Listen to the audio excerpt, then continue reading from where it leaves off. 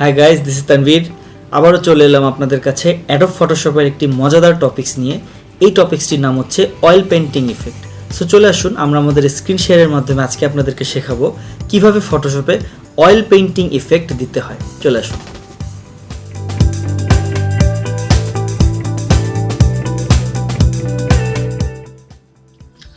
So আমরা আজকে শিখতে যাচ্ছি অয়েল পেন্টিং। সো চলে আসুন, আমরা অয়েল পেন্টিং করার জন্য এই লায়নের ছবিটাকে অ্যাজ এ স্যাম্পল হিসেবে নিয়েছি। এই ছবিটাকে আমরা কিভাবে অয়েল পেন্টিং করব একটু দেখে নেবেন। জিনিসটা খুবই সিম্পল, আমি মনে করি যে অত কঠিন কিছু না, এবং আমাদের আজকের এই পোর্শনটা খুব বেশি লেন্দি হবেও না। It should B A micro content. একটু দেখে নেন, সিংহটা আছে অ্যাজ এ নর্মাল, যেভাবে আমরা গুগল থেকে ডাউনলোড করেছি রিয়েল ইমেজ। আমরা এখান থেকে ফিল্টারে চলে যাব, ফিল্টার থেকে আমরা এখান থেকে স্টাইলিশে চলে যাব। ফিল্টার থেকে স্টাইলিশে গেলে আমরা যেটা দেখতে পাবো, অনেক ধরনের ইফেক্ট এখানে আছে। এখান থেকে আমরা জাস্ট অয়েল পেইন্টিংটা নিয়ে নিব। অয়েল পেইন্ট, আমি অয়েল পেইন্টটা নেওয়ার পরে আমাকে কিন্তু একটা প্রিভিউ স্ক্রিন এসে দেখাচ্ছে যে আমার পেইন্টিংটা কেমন হবে। সো এই পেইন্টিংটা দেখার জন্য আমি এখান থেকে স্টাইলাইজেশন একটু বাড়াবো, যতটুকু আমার কাছে মনে হয় পারফেক্ট।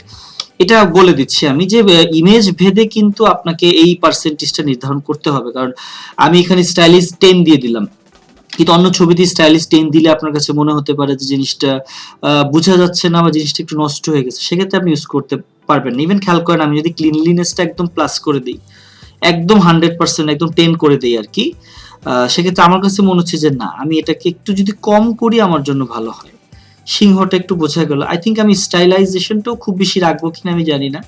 হ্যাঁ, কম, আই থিঙ্ক কম হলে ভালো লাগতেছে, অন্তত এক্সেস না, ওভার করার চেয়ে কম করা ভালো। Scale should be like nothing, কোনো ইফেক্ট আমি দেখতে পাচ্ছি না, আমি জানি না আপনারা দেখতে পাচ্ছেন কিনা, কোনো ইফেক্ট নাই। বাট অয়েল পেইন্টিং এর ক্ষেত্রে একটা জিনিস সবসময় মনে রাখবেন, লাইটিং শুড বি ডিসেবল। লাইটিংটা ডিসেবল রাখবেন। কেন?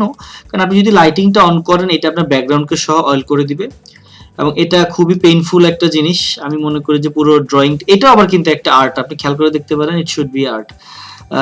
আপনি এটাকে বিভিন্নভাবে চেঞ্জ করতে পারেন, বাট আমি চেষ্টা করি যে লাইটিংটাকে অফ করা। লাইটিংটাকে অফ করলেই কিন্তু যে অয়েল ইফেক্ট, যেটাকে অ্যাকচুয়ালি আমরা অয়েল ইফেক্ট বলি, সেটা কিন্তু আমি দেখতে পাচ্ছি।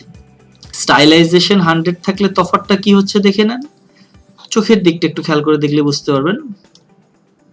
আই থিঙ্ক কম থাকাই ভালো, একদম ওভার দিলে মনে হচ্ছে যে একটু বেশি ইফেক্টটা পড়ে যাচ্ছে। সো এটা 0.5, আবার আপনার কাছে অন্য ছবিতে মনে হতে পারে যে 4.0 is good, 3.0 is good, it should be, আপনি করতে পারেন, কোনো সমস্যা নেই, বাট লাইটিংটা অফ করে রাখলেই ভালো।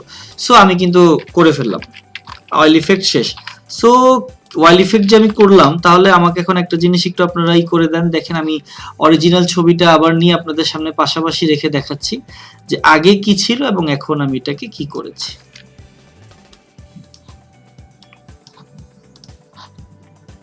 আফটার বিফোর, আমরা আমাদের কাজ করার ক্ষেত্রে অনেক সময় আফটার বিফোর করি না, যে আগে কেমন ছিল এখন কেমন আছে।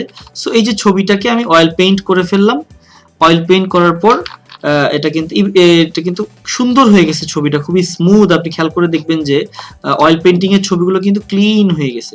সো আপনার ইচ্ছা করলে শুধু যে সিংহ তা না, আপনার ইচ্ছা করলে নিজের ছবি, ইভেন আমরা যারা ডিজাইনার আছি, আমরা আমাদের পার্সোনাল প্রোফাইল পিকচার গুলো কিন্তু একটু স্টাইলিশ করে দিতে পছন্দ করি, এটা ভালো লাগে আর কি। So it should B a nice work, আপনারা ট্রাই করতে পারেন, খুবই সহজ অয়েল পেইন্টিং।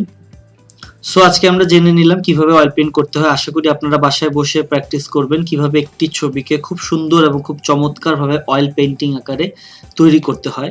সো ভালো থাকবেন সবাই, আসসালামু আলাইকুম।